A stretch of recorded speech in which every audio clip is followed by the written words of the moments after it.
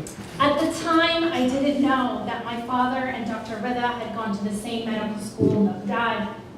I didn't know that they found one another at an American Academy of Neurology meeting in San Diego, and that Dr. Rida had invited us to his home for dinner.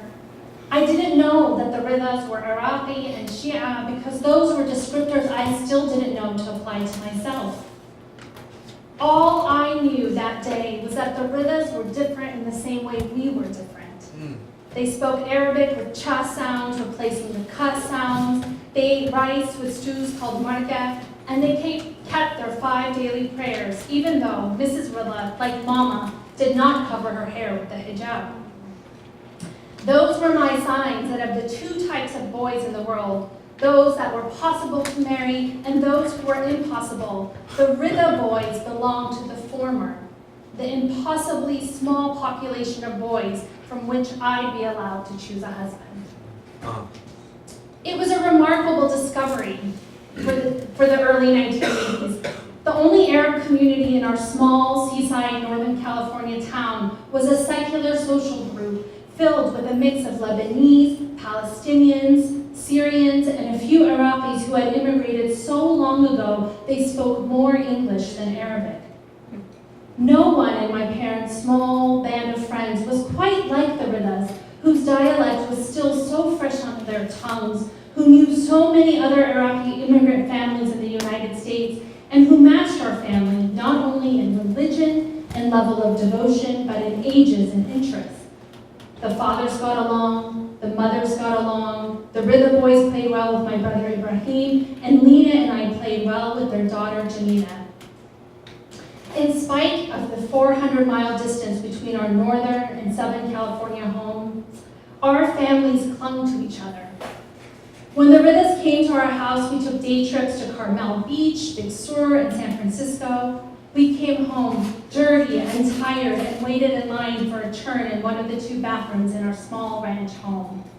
When my family stayed with the Ridas, they drove us to Los Angeles County, to their newly founded Islamic center or masjid, and to events with the other Iraqi families gradually moving into the area.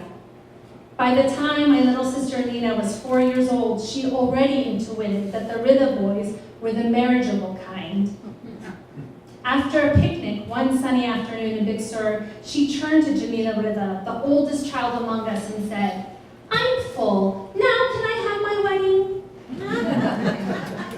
Lena had been gripped by wedding fever ever since she'd fallen asleep and missed her chance to be a flower girl in Jamila's aunt's wedding. Jamila had promised Lena she could have a pretend wedding just as soon as everyone was done eating. At home, we baked Lena a box cake while she put on her favorite summer dress, the one with the ruffles and the hula dancer print. And then she stuck a comb with a short tulle veil in her mess of curly blonde hair. Now Jamila brushed the potato chip salt off her fingers, reached out for Lena's hand, and guided her off the bench of the picnic table. Together, we walked down the poison oak-lined trail to the creek where our brothers were building a dam. Jamila climbed to the top of a flat rock, cupped her mouth, and called out, "Guys, come here!" I listened to her voice bellow and admired the ease with which she commanded our brothers. Jamila was 13 years old, 4 years older than me, and I believed in her authority. The boys, however, were unimpressed. The 3 of them continued slapping down the rocks they'd chosen for the creek dam with a clink and a splash. "Guys," Jamila repeated, "we promised." My older brother Ibrahim waded out of the water looking peeved. He hated it when Jamila tried to organize us. Down from the rock, Jamila said, "Ibrahim, you'll do the ceremony." Ibrahim shook his head. His eyes were green and his eyelashes so thick and bold that the girls at school teased that he wore mascara. "I'll do it for Lena," he said, "not because you asked me to." "Well," Jamila said, turning to her 2 brothers who were approaching in their swim trunks, "which one of you is going to be the groom?"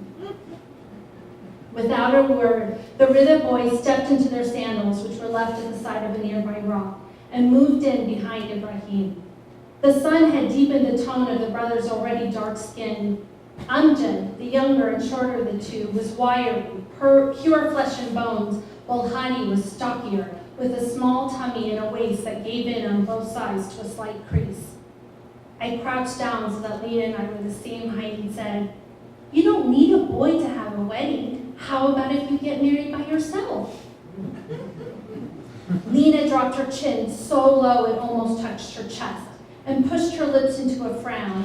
"But a bride has to have a husband," she said with such certainty it was clear that Lena already understood there were rules to getting married. "Just play along," Jamila said to Amjad, but he folded his arms and gave a firm no. She then turned to 12-year-old Hadi. "You'll marry Lena, won't you? She's little. She doesn't understand what being married means. You don't want her to be disappointed, do you?" Hadi stood there with water dripping from his hair and listened to his sister's argument with his hands on his hips. He looked down and kicked the rock closest to his foot. He watched it scuttle across the ground. "Okay," he said.